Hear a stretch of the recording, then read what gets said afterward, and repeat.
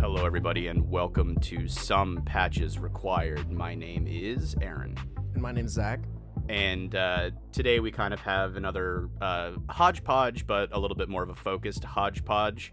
In the interest of full disclosure, we're recording this one pretty close to when we recorded our last one to plan ahead, because both Zach and I have some travel plans and previous obligations that would prevent us from doing anything else with our schedules. So we're all just kind of, it's going to be like freestyle jazz over here a little bit this time around. So hopefully you enjoy it. If not, please bear with us. We'd hate to lose any of our millions and millions of listeners, but it should be fun. Speaking of our millions and millions of listeners, if you would not mind too terribly when you listen to this episode or any other, going leaving us a review on your podcatcher of choice, liking, subscribing to our feed, and then sharing any of your episodes that you like, or our episodes that you like, with a friend, a close acquaintance, a bitter enemy. You know, it all spends the same, and it truthfully is our only way of growing. So if you would not mind doing that, we would sincerely appreciate it. So to everyone who's here at the behest of a friend for their first rodeo, thank you. And if you were the person who shared something with a bitter enemy, you've done a good thing, and we appreciate having you here. I like the addition of bitter enemy. I was gonna comment on that. If you were brought to this show by your arch nemesis, I don't know what to tell you. I mean, I guess cool. I'm glad you can share content. Do you also share your Spotify playlist? I said pod list. Playlist with your bitter enemy. That'd be something I'd be kind of curious to know. Yeah, I don't think I have too many bitter enemies, but I would share. I mean, it's a nice thing to do. Maybe they're just misunderstood, or maybe they don't treat you like a person because you haven't been vulnerable enough to share with them a pretty good podcast about the games industry. Here's a good question for you on the bitter enemy note. How many people do you think actually hate a lot of people? Like, genuinely hate a lot of people? I feel like hate is a word that gets thrown around a lot, but I feel like very rarely do people actually hate, like, a lot of people. Like, I think there's maybe one person that I hate, which is my high school soccer coach. But, no, dude's a piece of shit. Like, I'm not going to talk about all the stuff he did because it's illegal. But he's also a piece of shit. So, oh no, yeah, no, yeah. But anyway, I just think it's interesting. Like, if you think about it, I feel like, oh, I hate you jokingly gets thrown around a lot, and like the word hate gets used a lot. But how many people like actually hate things? Because like hate is like such a strong like word, like dislike or discomfort. Like, you know, I feel like. I don't know. This is random and not important at all, but no, it's good. No, I think actually, like hate more often now, like just with like the breadth of everyone's kind of collective experience on the internet, hate has become like colloquialized generalization word for don't care for it, or disagree with it. Or disagree with them, or don't care for them. I think it's way easier to levy like, oh, I hate games like this, or I hate this political figure, something like that, or you know, I hate this entire demographic. Like, I feel like hate is a very easy word to use, but if there's like introspection involved, it's a pretty hard one to actually back up. Yeah, because I can't think of anyone that I hate. No, see, that's what I'm talking about. Them, yeah.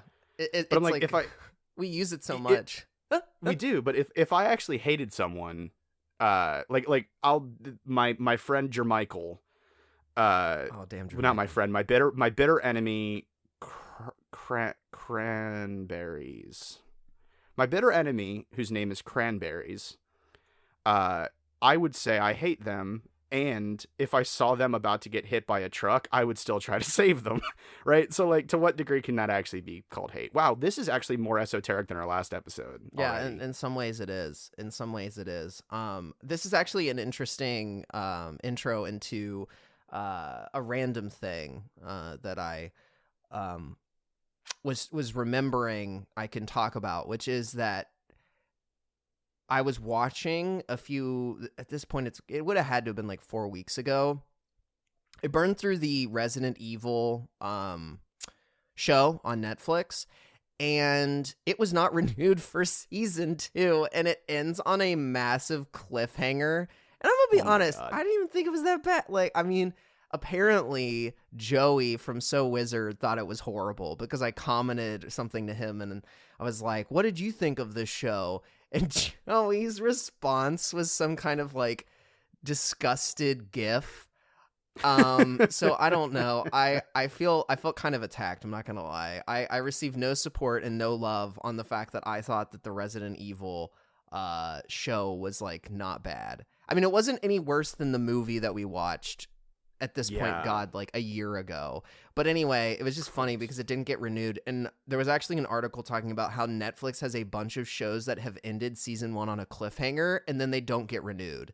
So, well, it's just Netflix has like this like bonkers reputation for killing shows. If you'll pardon the turn of phrase, sometimes in the cradle, because their game seems to be more about like quantity and breadth and constantly introducing new things, to the point where, you know, some like actually really really well respected shows, some really like beloved projects just get like killed after 2 years. It is an overwhelming rarity to see a show like, I mean, my example would be like BoJack Horseman, which ran for, I want to say, what, 5 seasons. But it was canceled. They just managed to give the creators enough time to end the story on their own terms. Or something like Stranger Things, which I think probably has broader appeal. That's been going for what feels like my entire goddamn life. Far too long. Even though it's only in like season 4. It could have ended in like season 2. I mean, I don't know. Like, I stopped watching after season 1 because I got it. Like, I was like, I got it. No, season 1's great. From this. Season 1 is like a contained story that could have ended. It could have even just ended on like a cliffhanger kind of thing, which it sort of does. And it would have been good. It would have just been like, you know, one of those like horror suspense movies where it's like, uh-oh, maybe something bad's going on or whatever. But yeah, anyway. But yeah, no, Netflix does that. So I don't think Netflix was personally attacking you. I don't think Netflix hates you for enjoying the Resident Evil show. The switch over there was that people hated the show, not that Netflix hated me. Got you. Yeah, no. No. No, but it always sucks when something that you think is underrated is hated. Like my favorite movie of all time has like the most middling reviews like you could possibly get from like aggregators like, you know, Rotten Tomatoes or Metacritic. There are some extremely glowing reviews, there are some extremely negative reviews, and it ends up lining up at like 60% or something like that. Thought it was like, yeah, sure. And here I'm thinking like this completely recontextualized the way I watch movies, the way I engage with media. So I get it. But I mean, I would say that I hate Rogue One. My friends give you shit for that constantly. I'm going to be honest. Yeah, we were talking about Rogue One the other night, and then I think it was like one of my buddies. I won't dox him, but he was like, "Yeah, Aaron has a shit take on that every single time." No, it's true. I mean, I get shade constantly for my opinion on Rogue One because I think it's a garbage movie. Whereas everyone else seems to think it's like, even my fucking brother, my blood, the one I was supposed to be able to trust, thinks that it's the best thing that they've done under the Disney umbrella with Star Wars. And I'm like, no, I think I would actually rather watch, even though I went during when we were talking about Rise of Skywalker, which hasn't been published yet, but when we were talking about that, I was like obviously, and I was gonna say visibly, but that's not how podcasts work. So I was audibly like losing my mind a little bit Yeah, trying you're to in a make my weird way limbo. through. Yeah, you're on some like peyote or something. I don't know. You're having a vision quest from the pain you Yeah. endured. But Rise of Skywalker did that to me, but I think I'd still rather watch Rise of Skywalker again than Rogue One. Anyway, that hot, I would call it a hot take rather than a shit take, because I still think I'm right. Because it's not a good film. Yeah. But I'm going to slide us into Well, actually, video games. On what? the video games note, I actually do have another thing I remembered about Netflix that I thought was interesting. This doesn't have a ton of meat on it because I didn't read the article. I just read the headline. So I read a headline recently about Netflix, and it was games related because, as some of you may know, I know Aaron knows, Netflix is in, they're entering the game space. They're trying to build out their game space a little bit. I think it's mostly on mobile, so they're using, Stranger Things, Too Hot to Handle, a lot of their IPs to basically make mobile games based on those IPs. So honestly, in a weird way, it's very similar to, how there were like all the IP games that were kind of garbage that came out in like the early 2000s and stuff. It's like, similar to that. Like 2/3 of the Wii's catalog was just shovelware. Oh, well, it was a Game Boy. That was like 90% of Game Boy. Like there was a Lilo and Stitch game I remember playing, and a whole bunch of other shit. I actually, like, sitting 2.5 feet away from me, I have a Game Boy cartridge that I was gifted as a gag gift for Christmas last year of, like, Barbie Dream Girl horses. And it's like, there's no way this is actually, like, a game. It's going to be, like, one mechanic that they stretch out for as long as they can. It's going to be jumping, and you're going to groom a horse, and it's all going to look like a Game Boy game. It's... Ugh. Anyway, no, it's not dissimilar from to that, because I mean, I haven't really played. I mean, I don't have Netflix anymore, in fairness. So I haven't played any of the games that they have for like download or streaming through the app, like specifically, like you can play it natively. I haven't played any of them, but it really does say something when like they are just mining their popular properties for everything.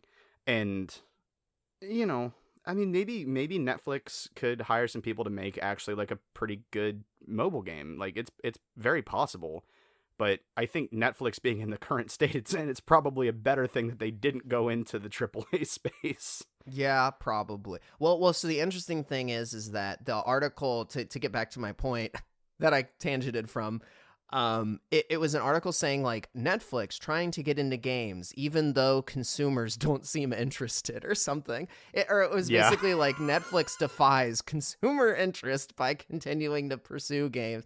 It's basically something saying like no one's playing Netflix's games, but like Netflix is like, well, consumers be damned, we're gonna keep making them. So there's some respect I throw their way for that. But my comment on it mostly would be, it's such a strange business model because I think you can only find their games on the Netflix mobile app. There's like a little section for it. It is not in normal Netflix. So I wouldn't be surprised, at least as far as I can tell, I wouldn't be surprised if people don't even know that like Netflix has games unless you look at your phone app. Or I think we may have actually even talked about Netflix getting into games on the show before. Well, I think we mentioned it a little. Yeah. I actually applied for a job doing something, I think, on the marketing side with Netflix for their games division. And I was like, well, I mean, I obviously didn't get the job, but I was also like, I'm really interested to see how this pans out. I'm not necessarily the biggest fan of Netflix as a company, but I'm not like a full-on detractor. But I was still extremely curious to see what those games would look like when they came out. And I started trying to play one because at that point I still had it on my phone. And I was expecting there to be a whole other like Netflix games app or something like that. Yeah. That was just non-existent. And so I was looking for it on my phone and I ended up finding all these games and I was like, that's kind of a different sort of integration than I was expecting. It could either be really cool or would it actually like this is going to be a very, very weak metaphor or simile, potentially, or just comparison. Grammar nerds can get on me. But the way it feels to me, like the way it was integrated, at least when I first looked at it, is like the toy you get in a cereal box. All right. Like, the cereal box is Netflix. The cereal itself is all of Netflix's original non-interactive content, exempting Balderdash or Bandersnoof or Crumble Dump or whatever it is. Bandersnatch. Benedict Bandersnatch stars Exactly. in anyway. Boom. But I was like, and then the games are just like on one little row, just kind of there as a bonus. Little thing, and I'm like, that could either be a very intelligent model or a really profoundly unintelligent model, because it didn't get top billing, it didn't get like a banner at the top, it didn't get anything, and I had to scroll down like 4 or 5 different rows before I even saw where to find the games. And I was like, are they burying the games because they're not confident in the business move? Are they burying the games because the games aren't good? Or are they burying the games because they just don't know any better? Yeah, I don't know. Is my answer. I do not know. I guess they're just hoping on people like seeing them and being like, oh, I want to play the Too Hot to Handle dating sim after I watch my Too Hot to Handle on Netflix. I guess I don't know. It's weird. It's profoundly weird, and but I mean it also kind of reeks of a marketing strategy like what KFC does, where they've actually taken they've taken like fast food brands that have really memey like Twitter accounts. Well, Arby's is making art for the Adventure Zone with ketchup to celebrate the finale of the first arc, and they're posting that to Twitter, and they're like, okay, they're doing something it's definitely gimmicky, but it's just close enough to relevant to like the general zeitgeist, that it makes sense. This to make another bad comparison, almost feels like Netflix's version of ketchup art.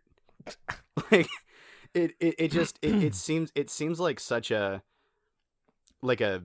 dipping your toes into a broader media world without fully committing to that being like your entire identity. Or like when KFC released their dating sim, and the incredible film starring Mario Lopez. Hey, both of those are fantastic. I haven't even played or watched them, but I just like the fact they exist only improves the fact that we're in this timeline. I was going to say the fact that it exists only improves the fact that I exist. It's all incredible. But at the risk of dwelling on that for too much terribly longer, no, I will move. I got what I needed out of. Okay. No, I'm going to delicately move us into the game space with a very brief piece of, by the time you hear this, certainly outdated news, which is that Sony made kind of an unconventional announcement recently, which is to say that in many regions, many markets, they actually raised the price of the PS5, whereas normally you'd see around the second, third year of a console cycle, you'd see like slight price drops or announcement of a cheaper version, and Sony was like, nope, price is going up. Yup. No, I think you said like 13% in some territory or some regions. Yeah, and no. I could be getting that number wrong. It's been a minute since I actually looked at the figures. But in basically every major market that isn't the United States, it is going up, including Japan, where Sony is obviously based. And they cited everything from like trying to compensate for staffing shortages, compensating for inflation, compensating for the rising cost of parts, partly due to inflation. But they didn't get a lot of love, if you will, on the internet for that decision. Partially because both Microsoft and Nintendo, I believe, have now announced that they will not be raising their prices, even though they're facing more or less the same challenges. And Sony has started to build up a decent amount of ill will in terms of the way it prices things. Partially because they're one of the companies that is really pushing for $70 starting prices for next gen games, and they do not have nearly as many like cross-play options as Microsoft, with which if you buy Game Pass, generally speaking, I think you have them on PC as well, but Sony wants to charge twice, one for the PC version, one for the PlayStation version, and their like full-on Game Pass-esque version of PlayStation Plus, I think, is a little bit more expensive. And add on to that the fact that The Last of Us Part 1, the rebranded remake, is going to cost $70, and it's a 9-year-old game. So a lot of people are getting a little bit salty about Sony being a little bit money grubby. Yeah, I gotta wonder how much of... I mean, certainly a lot of the things that they're, I think, alluding to are realities when it comes to inflation, cost of materials, et cetera, et cetera. I wonder how much of this is, or let me rephrase that. I wonder how much of at least Microsoft's ability to say, like, we're not going to increase the price is because they've got Game Pass and they've got all these other methods of making money. So they just haven't been hit as hard, because Sony really has to rely on, I think, seasonal releases or these really big AAA releases to get these big like influxes of cash. Microsoft, I think they've functionally managed to come up with a business model where they don't need to like reliably come out with new games, because they've basically got like a software as a service model with Game Pass at this point, or games as a service to a degree, which is something. I'm very glad you said that, because I was about to say we have accidentally fallen bass backwards into a very good transition to our main topic. But yeah, no, generally speaking, I would agree with that. I think Xbox kind of changed the game with Game Pass, and we've talked about Game Pass, so I won't beat a dead horse, but it is absolutely fascinating to see like the different ways that these companies are choosing to tackle the challenges of the modern world and the modern market. So I don't know. I think it'll be interesting to see where it goes in the future, if Sony opens up a little bit more, or if eventually we go back to the crazy price gap between the PS3 and the Xbox 360. Yeah. And it may also be the case that Xbox is able to ride off the fact that they launched two consoles simultaneously, which Sony did as well, but they're different. And the Series X is comfortably more expensive than a PS5, even with the price hike. Like maybe that buffer was built in already, and maybe they think they can't justify a price hike, for fear of, losing any more customers who may be turned off by such a high cost of entry. Well, yeah. No, for sure. I think the interesting thing too is that it would be a weird world if Nintendo increased the price of the Switch, because it's it's considered to be such an old console. I think they couldn't do that very easily. I think they'd get so much weird backlash from that. Although side comment, we don't need to dig into this at all. You just talking about Nintendo reminded me that I think they had a sale. I think that they had a Nintendo sale on the Switch recently, which I just think is interesting when we're talking about prices and whatever, because Nintendo like famously and notoriously almost never puts anything on sale. Like in order to buy any of their games on sale, you have to like buy it secondhand. So anyway, completely random, not relevant to anything. I just wanted to comment on it because I remembered and I was like, I think that happened. But so weird. I don't know. No, that's totally accurate. But I will, in the interest of time, pivot us back towards what you were saying about Xbox potentially being able to maintain their pricing model for their new consoles. Well, new is such a relative term at this point. But through what is essentially a long-term monetization plan, not unlike the games as a service model that I'm sure if you're interested in this show at all, you've probably heard of. Or interacted with in some way. Yeah. Multiple times, probably, at this point. Yeah, I mean, I think so. This is our bigger topic of the day. Is just talking a little bit about games as a service. I guess I'll just talk about it real quick. And like, what is games as a service, just so some people who may not know can know.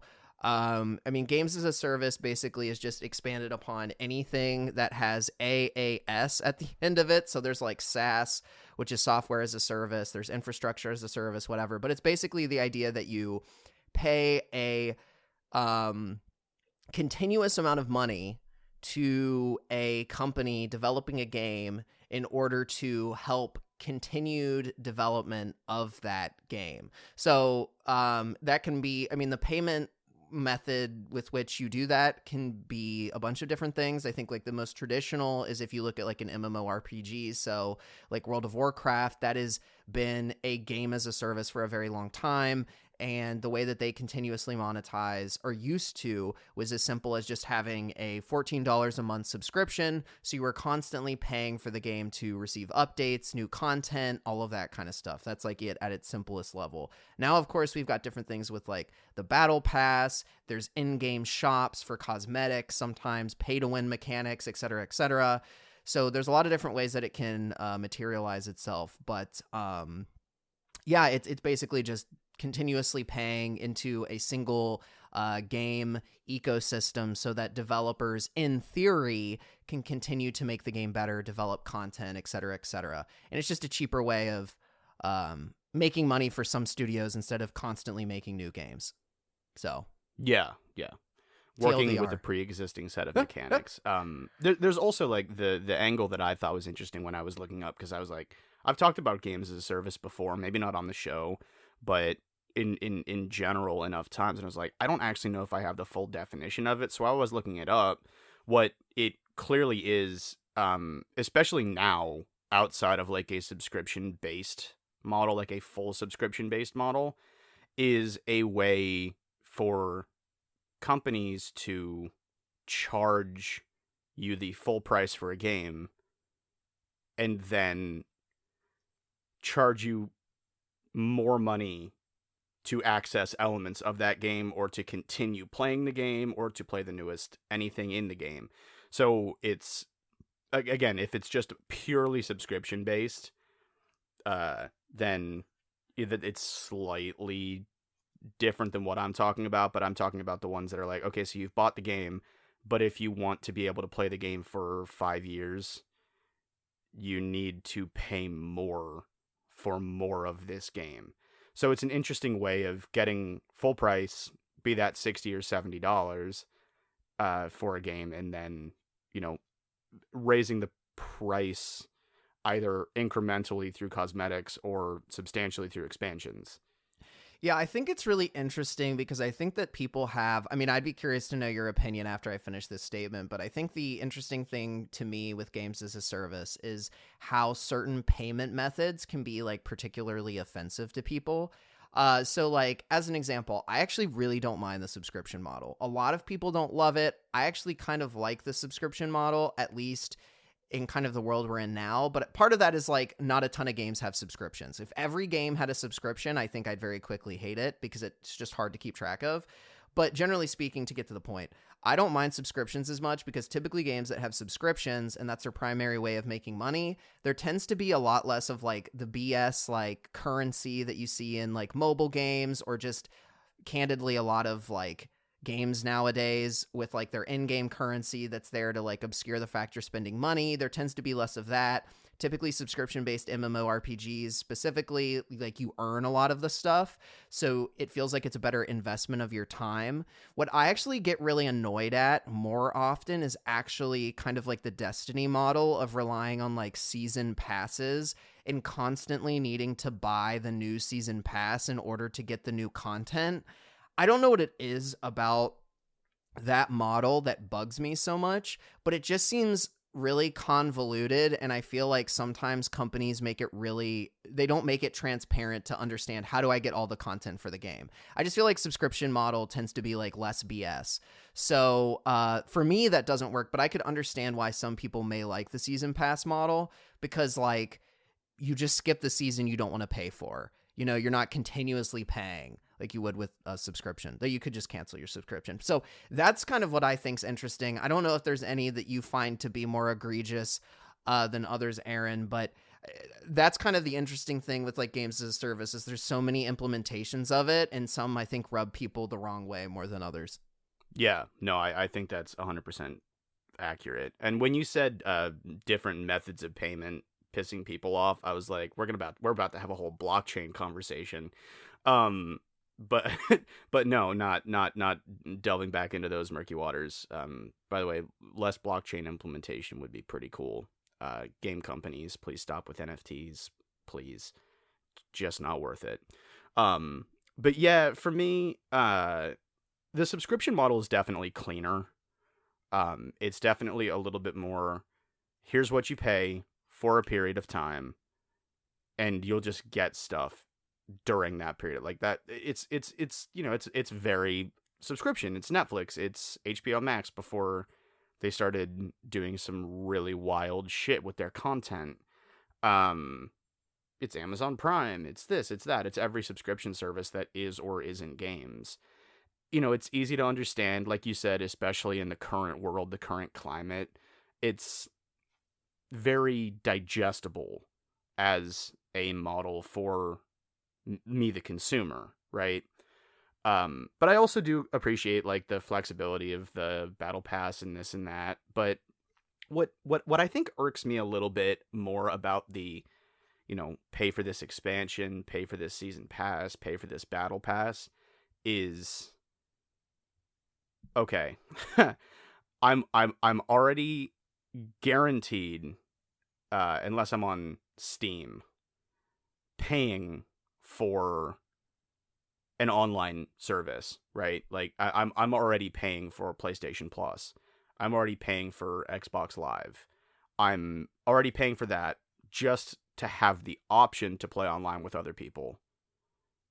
And now there's kind of this like interpersonal arms race to see like, okay, so if you're in a group of people who love to play, let's say Destiny, because I know at least one guy who's like really into Destiny, has a whole crew, picks up every expansion, and I'm like, well, it's basically just a subscription model. If you're at that level of it, if it's basically just a subscription model that you pay for every 4 months, every 3 months. To be honest with you, I don't even know what the flying fuck a battle pass actually is, because those kinds of games don't interest me all that much. I know generally speaking what it is. I'm not that much of an idiot, but I haven't really dug into it. I've never purchased a battle pass. But none of those are the most egregious to me. Before I shut up completely about this, I'll just say that those have like confusion and irksome factors for me. Microtransactions and loot boxes are still comfortably my two least favorite tools used in the games as a service system, because like you said, they can easily lead to your stereotypical pay to win game. They can easily lead to exploitation through gambling. They can also just muddy the design of a game faster than just about anything I've ever seen. It is one comfortable, easy way to make playing a game more confusing and less fun. 27 different forms of currency. Yeah. 65 different upgrade packs that you need to get, in addition to if you want to buy the battle pass or whatever it is. And then there's mobile games that have, like, you can earn basic rewards for logging in every day, but if you upgrade to premium, then we can give you these rewards, and they're even better rewards. So I'm like, how many different things do I have to pay for to get the best version of this game? And that's the one that really, really tweaks me. Yeah, that's the when you get into like the tiered, it's not subscription because you're not talking about literal subscriptions, but that's kind of what it feels like. The tiered upgrade paths. That's really frustrating to me. I hate those. I think that, like, I guess the statement for them would be, well, what if I don't make as much money, but I want access to the new content? It's like, well, this gives me the opportunity to, like, spend less money. I don't know. Like, I guess, but it's just, I just feel like it's more of a way to confuse people and, like, double dip and triple. I don't love it. I think the more convoluted the monetization systems get, the more it's trying to play into, like, human psychology. And I think at that point it becomes a bit abusive. I guess what I'd say, I don't love microtransactions by any measure. I think they're annoying. Loot boxes by far are my least favorite form of microtransaction. I mean, it's gambling. It's gambling. It's just gambling. It preys on a lot of things. You can look up governments that think it's gambling, even if the U.S. doesn't, and EA doesn't, along with some other things. But there's a reason that largely the games industry has moved away from loot boxes, and it's not because they got bored of them, with the exception of, like, EA. So yeah, it's No, interesting. you're right. But I guess all of this to say, I mean, unless you've got anything else on this note, I'll just make the quick comment. All of this to say, the reason that a lot of studios are interested in games as a service is because it can make them so much money. They look at, like, like the Fortnite. Everybody wants that Fortnite money. Or, like Apex, or, some of these other really successful, I mean, even World of Warcraft, Final Fantasy, all these other, like, big games that are games as a service. They look at the money that brings in and the fact they don't need to keep developing new games. And, like, of course, as a publisher, you want one of those because you can make so much money. I mean, that's how, like, Epic basically has funded everything, is through Fortnite. So it just opens so many doors. So it makes sense why these companies want to tap into it, I think. Yeah, no, it makes perfect sense why companies want to tap into it, because when we were talking about this briefly, I said, like, personal perceptions versus, like, professional perception, because as a business model, it actually makes a lot of sense. Right?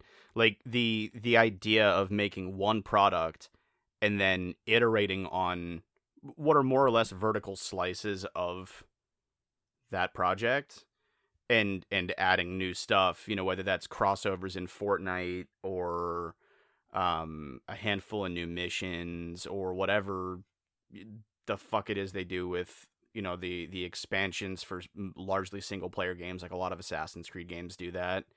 I'm not sure if that fully qualifies them as games as a service, but just having those expansions roll out, the turnaround time for those can't be as substantial as it would be for a full game that can take you 100 hours to beat, and then you pay X amount of money for 15, 20 extra hours of content, but all the baseline code is there, all of the animations are done, all of the movement systems have been programmed in, the shaders are on, you already have the same skybot. Like, there's a million different reasons that it gives players, there's a million different reasons that it could give players what they want without requiring the full development cycle of a full game, right? So I completely get why it makes sense from a business perspective.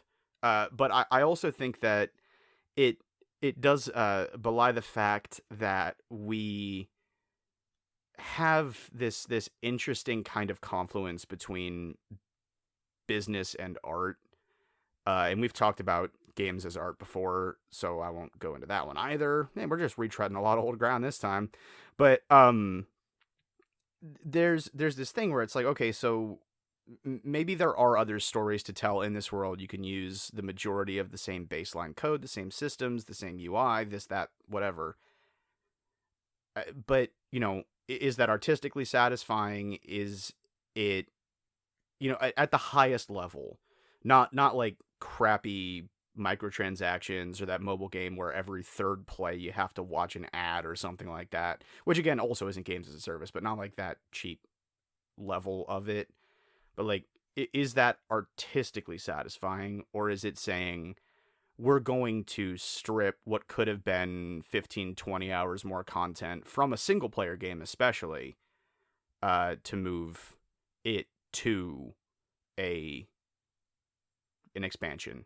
Or is that an opportunity to do what a very divisive game, which is another Assassin's Creed one, did, which was like do like some weird experimental stuff with their expansions.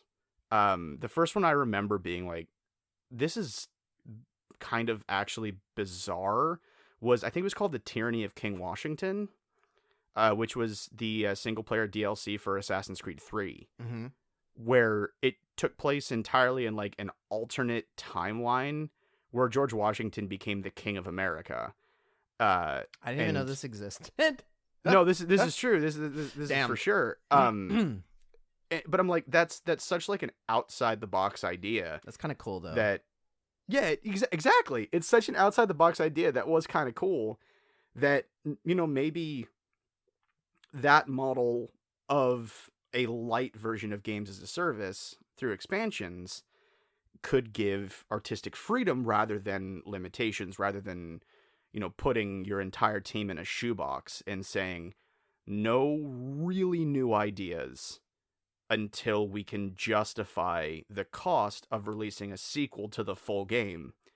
And then you'll be on that one in the shoebox for a couple of years. You know, like there's a bunch of different angles you can take that from, like on an artistic level, but on a business level, it makes perfect sense, because fuck, I watch ads sometimes when I'm playing a game on my phone if I want to, you know, not die through this run through a roguelike or, you know, whatever.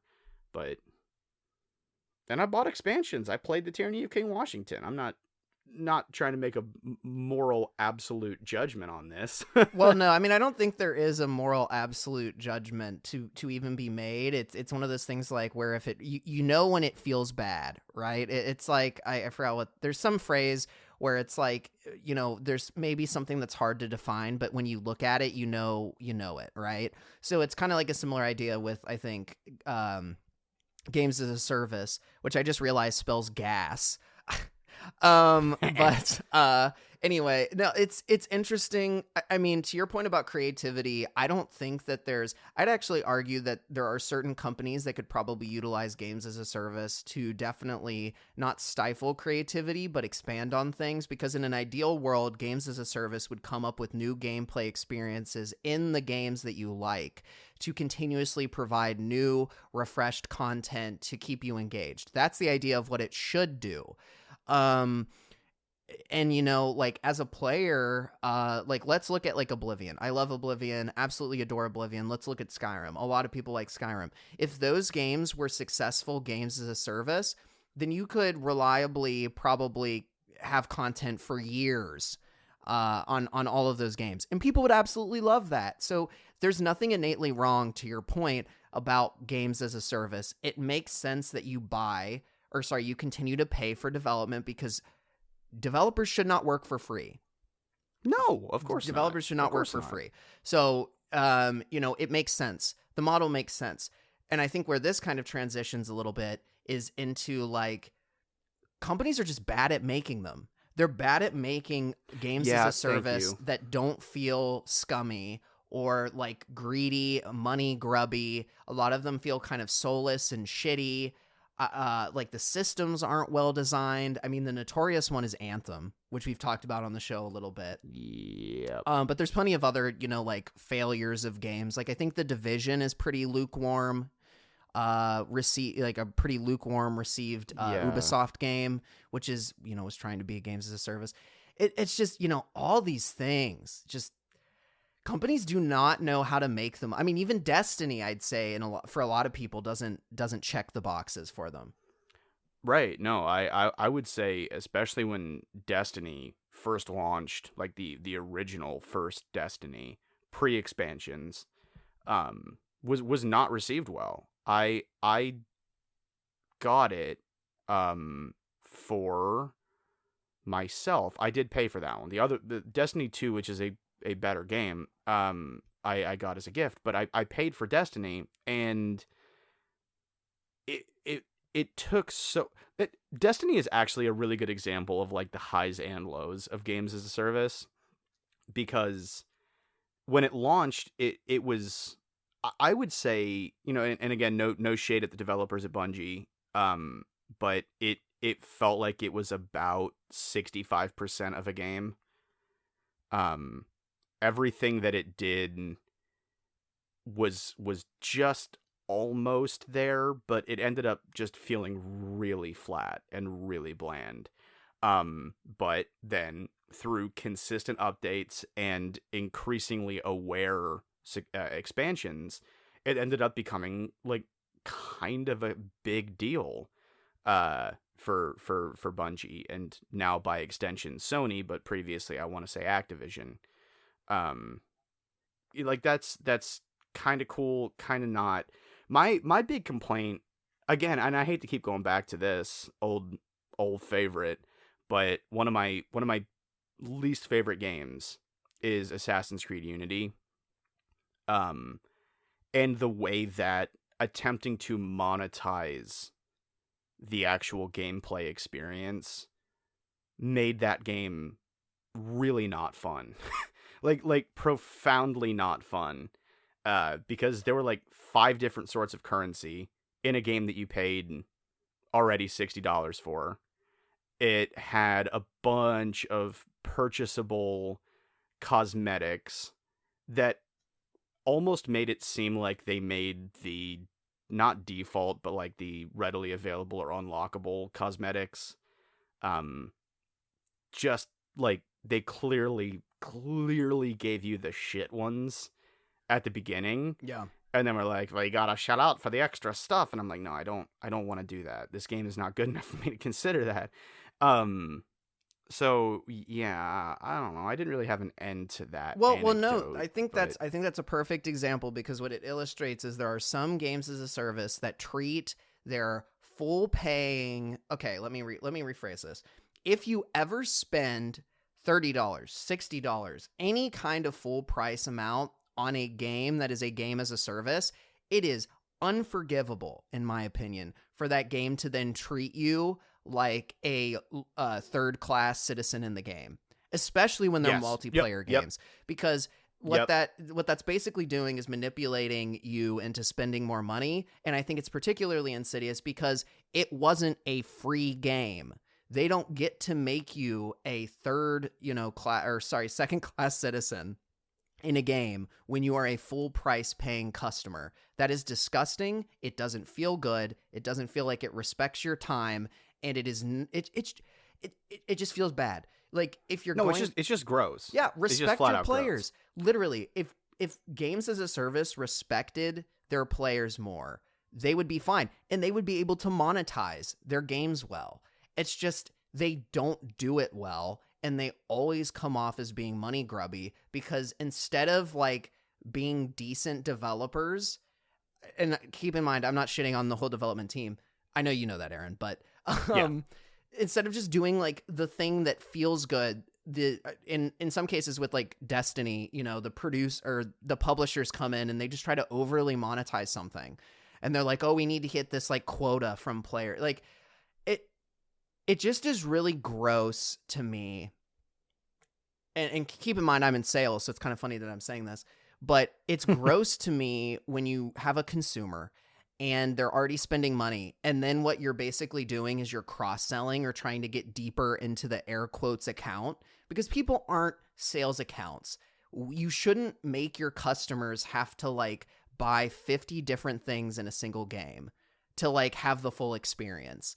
Like if you want to sell cosmetics, Exactly. blah, blah, blah, blah, blah. I realize that's like the normal thing now. But anyway, that's the end of my rant. And to what you were saying, I just think that really illustrates them not respecting your time and treating you like a second, tier customer until you decide to give them more money. Yeah, which again, like I actually think you hit the nail on the head and made a solid point out of what was a kind of fractured point on my part, which is, if I've paid $60 for a game, that game should be designed to be a game. And then anything I spend on top of that, I'm not even necessarily wholly opposed to in-game marketplaces, so long as it does not provide a substantial advantage to people in multiplayer games and doesn't withhold valuable content from people playing single-player games. There are, again, this is why I think like an expansion is a good example of games as a service being effective sometimes, because you played this game and it took you 50 hours to beat, or 60 hours to beat, or 110 hours to beat, and you beat it without spending an extra dime outside of the $60 or now $70 that you paid just to be able to play the game. If it doesn't hold anything back, and then it's like, but we have more for you in this world, I think that's the model to follow. I think that if saying like, if you want to dress up as like your favorite My Little Pony and shoot some people while building a bridge, that doesn't necessarily have to come with the game. If you specifically want that, if you fall into that particular niche, then that is fine content to sell on top of the standard stuff, because it doesn't change the gameplay experience. It doesn't relegate anyone into tiers of it's very Metropolis in a way, because if those sorts of purchases actually impact gameplay or impact the amount of content you can access for the baseline price, then it's very much the Metropolis of high class people, high income people with enough money to spend on winning, into down underneath in the lower level of the city, where you've still paid full price for a game, but now you can't compete with the people who've shelled out a couple $100 or a couple $1,000, or in the case of some like EVE Online, I think is pretty notorious for people spending like $200,000 on a space station that a bunch of people decide to explode. Like, well, EVE I think is stupid, player to player, so it's EVE is a little bit different, and in that way I actually think it's kind of cool, because that's actually, I think, like an external economy to the game. But to your, I understand what your point is from that. Yeah. It's like, again, EVE is an example just because of like, that's the one I've seen with like the highest levels of extra payment. Yeah, it's a little ridiculous. Yeah. But like, just because if I paid $60 for your game and someone else paid $60 for your game, we should be able to have the full experience. And then if you want to ask us to pay more to cater that experience to our preferences, fine. If you want to say, let's, add an element of story, or let's add this new, experience to the game, and that's going to cost $20 for X amount of hours of gameplay, and everyone gets the same thing for the same $20, I think that's fine. I think there's a couple of moments where that feels like it's kind of stretching the concept of games as being finished products even further than they already have been, like at launch. But I don't think there's anything like morally egregious about that. I think what you're talking about, where if you actually want to compete in a game, you need to start spending more money on top of the baseline price. I think that's where it becomes like morally pretty fucking gross. Well, I would just want to say real quick on this note that It's not even just about competing, because I think if you've got a game as a service, oftentimes games as a service are multiplayer games, but if you're kind of running that model for a single player game, I think it can still be gross, because at least in the Assassin's Creed example that you gave, I can't prove this, but the general consensus is that the team developed a balanced game with a solid XP system and all of these other things. And then what they did is they took a back step and said, okay, this is the premium experience, is the one that feels good. Everyone that's not going to pay is going to get the like second tier experience, which doesn't feel good. So when you're literally developing like games to feel bad when you don't pay, that is just shitty game design. You are making a shit game. And I'm just going to say that is a shit game. If your game feels bad, if your XP and progression system feels bad for just the normal entry player, your game's shit. I'm just going to I know that's a really harsh opinion and I'm coming out on this like being really harsh, but like that's the fact. No, your game's shit. But if you have to pay to have the good one. Sorry. I completely agree, because I already paid to have the game. Yeah. I actually think, in my opinion, stuff like that, exploitative factors like that, are actually more they're completely unforgivable in single player games. Why? Look, if you want to sell a version of the game for $10 more and it has one extra side quest and a fucking harpoon, like, sure. I'm not going to buy it because I don't care. That one extra side quest is not going to change the way I play the game. It's not going to change the context through which I view the story. It's not going to change my overall experience. Whatever. But in a single player game, no, there's absolutely no excuse for designing a game to be an A+, and then saying, but we're going to sell the C- version of it to everybody, and then you can pay for A+. That is just fucked up, bass-ackwards capitalism at its most blatant. It's disgusting, and I hate it. I mean, the great thing about it being, capitalism woo, but the great thing about it being capitalism is there are so many choices, and a lot of games haven't gotten to that point, so we can just simply say, congrats, you made a shitty game. Like, I know, I'm just really going to nail on this fact, because I think people should just do not judge a game by the premium experience that they provide. Judge it by the baseline, And I think most people agree with that. I don't know anyone that wouldn't agree with that personally. But like, if you're a developer listening, by any chance, and you like even think that your game is good because you have like the premium experience is good, but like you're making the game less good. I mean, you're literally, as Jim Sterling puts it, and some other people too, you're literally manufacturing a problem that doesn't exist. Yeah, no, that's purely what it is. Yeah, it's just, that's what, and it's gross. Yeah, well, hey, how about that overtalk? No, I was just going to say, like, that's what games as a service reeks of to me way too often, is because, like you said, the model itself has potential, and like we've discussed, it has opportunities to give players what they want for a fair price, considering the developer's work. It also has the potential to be this sort of just like gross, exploitative, disrespectful shitfest that I can't imagine the actual in the trenches developers are crazy in love with, outside of the potential for the model.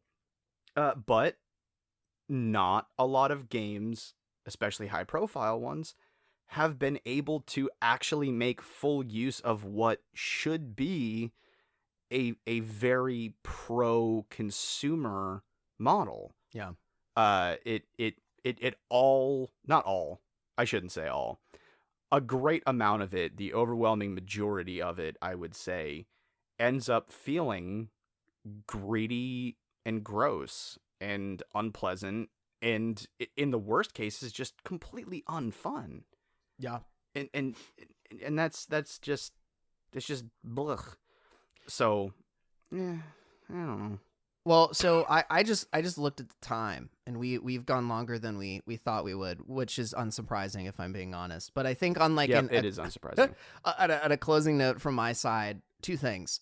First, games as a service, as you said, I intrinsically don't have an issue with it. I think there maybe is the opportunity for games as a service if it was to be taken seriously, across the whole industry, could stifle new games coming out and new creativity and all of these different things. I, of course, don't want that. I always want there to be games that aren't games as a service because diversity in the games industry is super important. It's how we get new ideas, et cetera, et cetera. The other thing that I will mention that we haven't talked about, but I don't really want to dig into this because otherwise it'll end up being this whole thing. But when we're just talking about games as a lasting thing that you can play, games as a service are also notorious for always being online. And as we talked about in one episode, Aaron, I can't remember which one it is, the danger with those kind of experiences is that when the server goes down officially for the game, you sometimes can just lose access to all the stuff you bought. So we talked about that with Titanfall. Yeah, Titanfall 2. Well, it's yeah. Well, with those, fortunately, there's a single player component, at least with 2.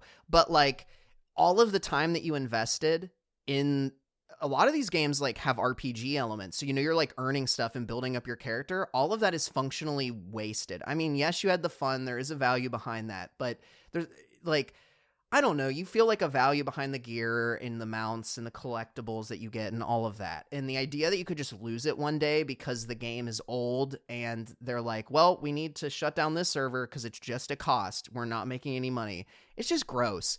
Like, it's kind of the inevitable thing with like MMORPGs is eventually they'll die, but like it still feels really shitty.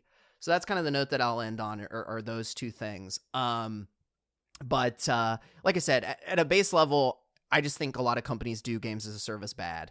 I don't intrinsically have an issue with games as a service. Yeah. Again, just my epitaph. As a model, I think it has potential to be either really good for the consumer and the developer, and on the other side, it has every potential to be terrible for both. And so I think like it's just another example of game companies need to step away from the ledger for a sec and think like what's going to earn you more in the long term, because of course that's the way they're going to think about it.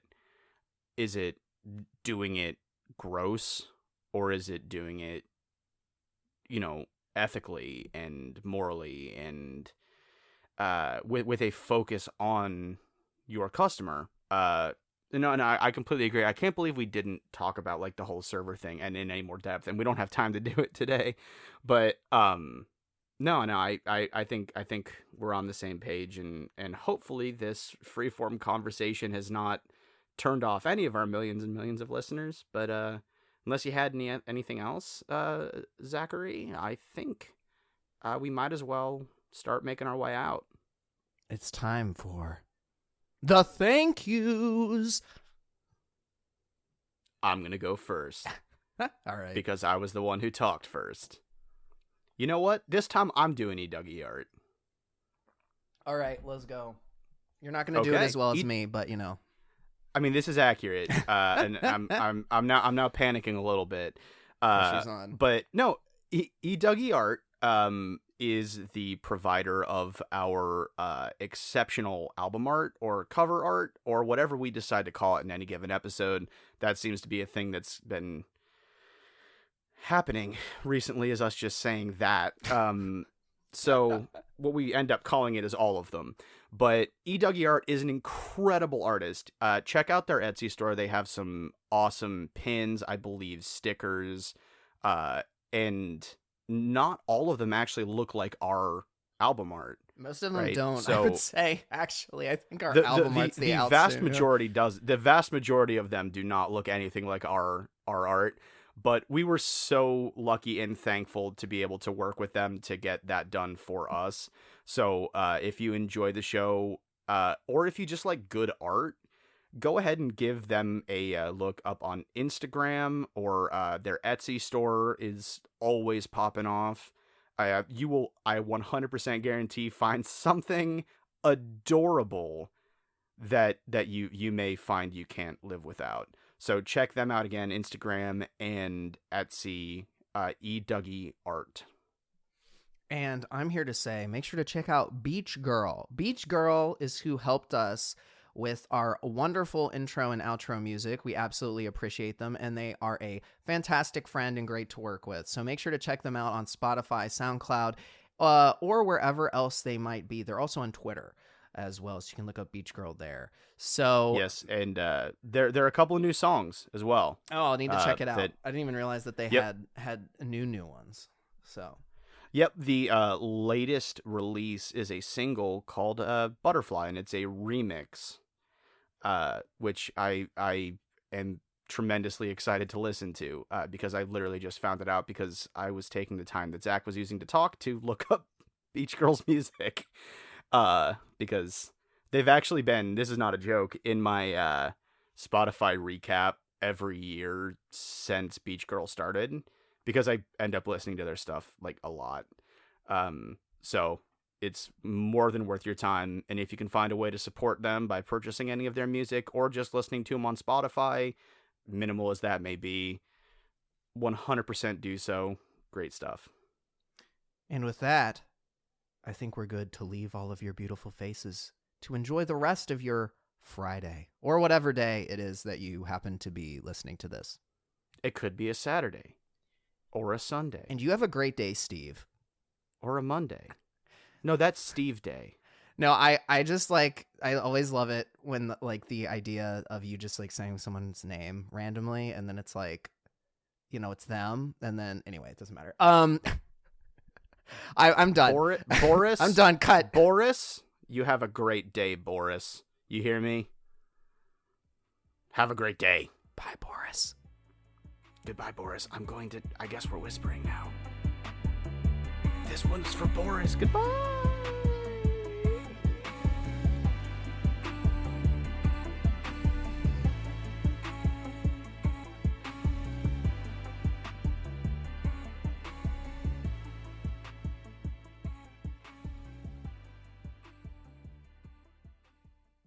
I think it was very evocative.